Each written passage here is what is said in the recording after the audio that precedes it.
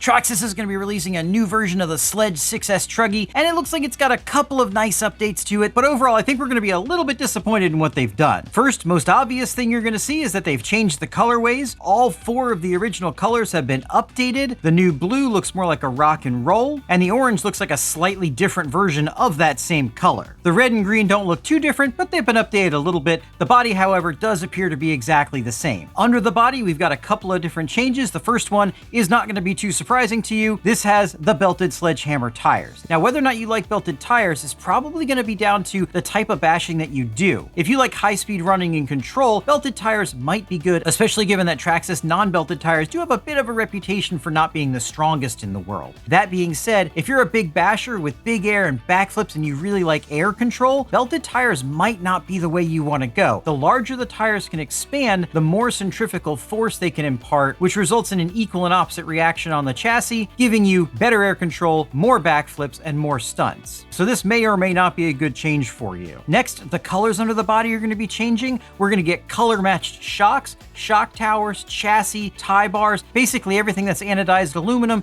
is going to match the body color. That's a pretty neat change. And then as far as mechanical things are concerned, the only mechanical change we're going to see is going to be a hardened machine spur gear instead of the sintered steel one we had before. We're also going to be getting a gearing change with that. We're going from 1352 to 1552, which is going to give you a higher top speed, but a little bit less low-end punch, and is going to put a little bit more stress on the drivetrain, so you're going to have to keep a closer eye on those motor and ESC temps. Now, beyond that, everything basically looks the same. The chassis is the same, the rest of the drivetrain is the same, shocks are the same, the body shape itself is the same, all the electronics appear like they're going to be the same, which is a little bit disappointing. I would have honestly rather seen hardened steel ring and pinion gears for the differentials rather than a hardened spur. I personally never had any problems with the stock spur gear. Maybe you did. Let me know down in the comments if you've had problems with your stock Sledge spur gear. And while you're down there, why don't you get subscribed so you don't miss the latest news, reviews, bashing, and crashing. The other change is, of course, a higher price. We've gone from $699 to $769. That's a $70 price increase, or basically 10%. And to be honest with you, I think that's what this is all about. Traxxas wants to increase the prices, but they don't want to just increase the prices of their cars without making any changes. So they've given us a few little bones here and there that aren't really going to cost them much more, and they get to increase the prices as a result. So what do you guys think about this? Obviously, this is not a huge change. We do get some new body colors and a little bit of extra strength in that drivetrain, but not quite what I was looking for. Is this what you were looking for? Let me know down in the comments and check out one of these videos.